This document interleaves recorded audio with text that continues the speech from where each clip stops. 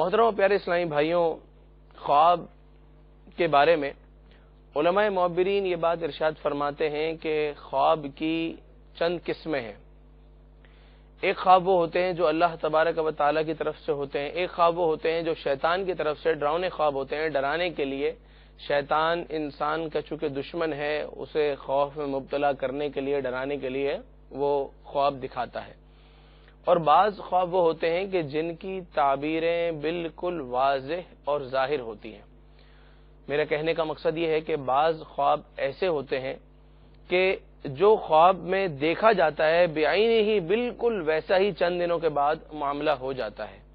یہ خواب بھی اللہ تبارک و تعالیٰ کی طرف سے ہوتے ہیں۔ مثلا حضرت ابراہیم علیہ السلام کو جب نمرود نے، جو کہ کافر بادشاہ تھا، اس نمرود نے حضرت ابراہیم علیہ السلام کو آگ میں ڈالا، مگر اللہ تبارک و تعالی نے اس آگ کو ٹھنڈا کر دیا، گلے گلزار بنا دیا، ایک باغ بنا دیا۔ تو جب نمرود نے حضرت ابراہیم خلیل اللہ علی نبینا علیہ السلام کو آگ میں ڈالنے کا ارادہ کیا، ابھی ڈالا نہیں تھا، ان دنوں نمرود نے خواب دیکھا۔ خواب یہ دیکھا کہ حضرت ابراہیم علیہ السلام ایک سرسبز باغ میں گھوم رہے ہیں، اور بہترین قسم کا باغ ہے جس میں نہریں رواں ہیں، اور ایسے باغ میں حضرت ابراہیم علیہ السلام سیر فرما رہے ہیں، وہاں پر آرام فرما رہے ہیں، وہاں پر آپ چل پھر رہے ہیں۔ یہ خواب نمرود نے دیکھا، اور کچھ دنوں کے بعد اس کی تعبیر اللہ تبارک و تعالی نے یوں ظاہر فرمائی کہ جب نمرود نے اپنے ناپاک ارادے کے ساتھ حضرت ابراہیم علیہ السلام کو منجیق کے ذریعے آگ میں ڈالا، تو اللہ تبارک و تعالی نے اس آگ کو ٹھنڈا کر دیا، اور حضرت ابراہیم علیہ السلام کے لیے وہ آگ نہ رہی بلکہ ایک سرسبز باغ بن گئی، گویا کہ آپ باغ میں بیٹھے ہیں۔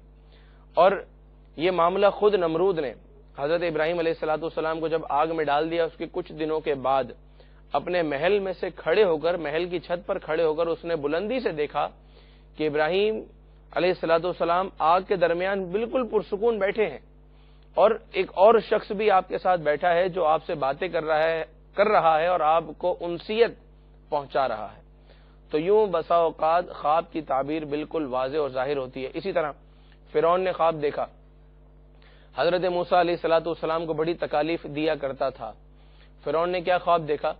فرعون نے یہ دیکھا کہ وہ اور اس کے ساتھی، اس کا پورا ایک مجمع اپنے ساتھیوں کے ساتھ، اپنے لشکر کے ساتھ فرعون سمندر میں غرق کر دیا گیا۔ اور حقیقت میں بھی ایسا ہی ہوا کہ فرعون کچھ دنوں کے بعد، کچھ عرصہ گزرنے کے بعد، وہ بالآخر حضرت موسیٰ علیہ السلام کے تعاقب میں پیچھے نکلا اور سمندر میں غرق کر دیا گیا۔ اس کو فرعون کو یہ خواب پہلے دکھایا گیا، مگر اس کے باوجود اس نے اس خواب پر توجہ نہ دی اور اپنے آپ کو تبدیل نہ کیا، اس لیے کہ اس کی قسمت میں نہیں تھا، اور خواب کی تعبیر بالکل صاف اور واضح طور پر ظاہر ہوئی۔ تو آپ کو آج کے سلسلے میں یہ بات معلوم ہوئی کہ بعض اوقات خواب جیسا دیکھا جاتا ہے تعبیر بالکل ویسی ہی ظاہر ہو جاتی ہے۔ بعض اوقات یوں ہوتا ہے کہ خواب جیسا دیکھا جاتا ہے تعبیر اس کے برعکس، اس کے خلاف ظاہر ہوتی ہے۔ بعض اوقات یوں ہوتا ہے کہ خواب دیکھنے والا کوئی اور ہوتا ہے اور تعبیر کسی اور کے حق میں ظاہر ہوتی ہے۔ مثلا سرکار دو جہاں صلی اللہ تعالی علیہ وآلہ وسلم کی حدیث پاک ملتی ہے کہ آپ علیہ السلام نے فرمایا، جس کا مفہوم یہ ہے کہ میں نے خواب میں، یعنی سرکار صلی اللہ علیہ وسلم نے خود خواب میں ابن ابی عاص کو مرنے کے بعد جنت میں ٹہلتے ہوئے دیکھا۔ ابن ابی عاص کو، یہ ایک مشرک تھا، کافر تھا، مسلمان نہیں تھا۔ تو حضرت سرکار دو عالم صلی اللہ تعالی علیہ وآلہ وسلم نے ابن ابی عاص کے انتقال کے بعد اس کو اچھی حالت میں دیکھا، اس کو جنت میں ٹہلتے ہوئے دیکھا۔ اور اب تعبیر اس کی کیسے ہو سکتی ہے؟ حالانکہ ابن ابی عاص کافر تھا، مشرک تھا، اور کافر اور مشرک تو کبھی بھی جنت میں جا ہی نہیں سکتا، کہ اللہ تبارک و تعالیٰ کا یہ ارشاد قرآن پاک میں ملتا ہے کہ اللہ تعالیٰ ہر گناہ کو معاف کر سکتا ہے سوائے شرک کے۔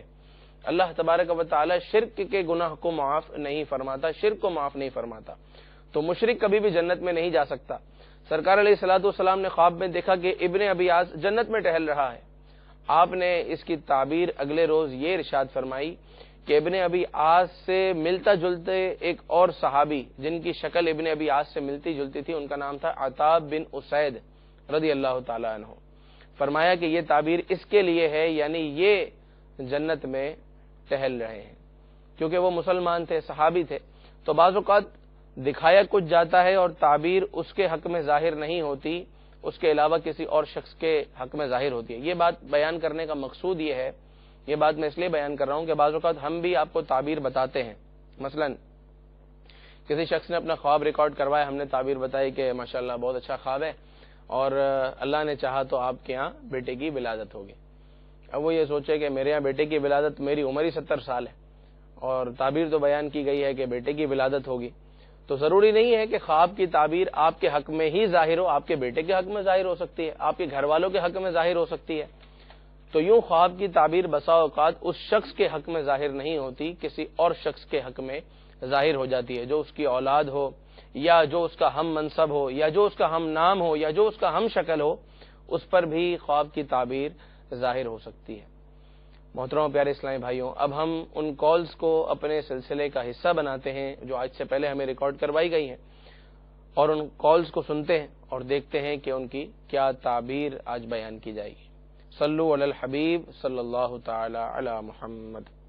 میرا نام شراغا اطاری ہے اور میں پشاور سے میرا تعلق ہے، اور میں دیکھا ہے خواب میں صبح کی نماز پڑھنے کے بعد میں سویا تھا، میں نے دیکھا تھا کہ میں گھر کے دروازے پہ کھڑا ہوں. میرے والد صاحب جو ہیں وہ اللہ ان کو بخشش کرے، ان کی مغفرت فرمائے، اللہ جنت انہیں نصیب فرمائے. وہ دروازے میں آ کے کھڑے ہوتے ہیں اور میرے بڑے بھائی کو ایک نوٹوں کی گڈی وغیرہ جو ہے وہ ان کو دیتے ہیں، اور وہ ان کے دائیں ہاتھ پہ کھڑے ہوتے ہیں اور بائیں ہاتھ پہ میرا چھوٹا بھائی کھڑا ہوتا ہے، وہ ان کو تھوڑے سے پیسے دیتے ہیں اور میں ان کے بالکل روبرو کھڑا ہوتا ہوں. لیکن میں دل میں سوچتا ہوں کہ مجھے انہوں نے کچھ نہیں دیا، تو پلیز یہ بھی مہربانی کر کے اس کی بھی تعبیر ذرا بتا دیجیے. انشاءاللہ عز و جل. پشاور سے انہوں نے ہمیں کال کی، خواب میں اپنے مرحوم والد کی انہوں نے زیارت کی. اللہ تعالیٰ ان کی مغفرت فرمائے، ان کی بخشش فرمائے، جنت میں ان کو جگہ نصیب فرمائے.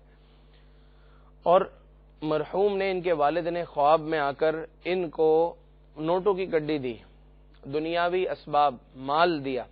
اس کی تعبیر یہ ہے، حضرت دانیال علیہ الصلاۃ والسلام فرماتے ہیں کہ اگر مردہ، جس شخص کا انتقال ہو چکا ہے، مرنے کے بعد وہ خواب میں آ کر دنیا کے اسباب میں سے اگر کوئی چیز آپ کو دے، کوئی بھی چیز مگر وہ دنیا کے اسباب ہوں. دنیا کے اسباب کیا ہیں؟ گاڑی دی، پیسہ دیا، سونا چاندی دیا، یہ ہیں دنیاوی اسباب، یعنی جس کے بدلے میں آپ کچھ لے سکیں. دنیاوی اسباب جو دنیا میں جس کو اچھا سمجھا جاتا ہو. کھانے پینے کی چیزوں کی بات نہیں ہو رہی، جو ہم پہنتے ہیں لباس، اس کی بھی بات نہیں ہو رہی.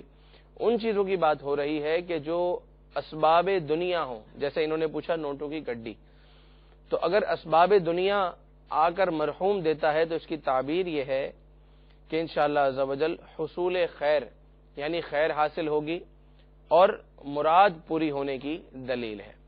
یعنی آپ کو خیر حاصل ہوگی،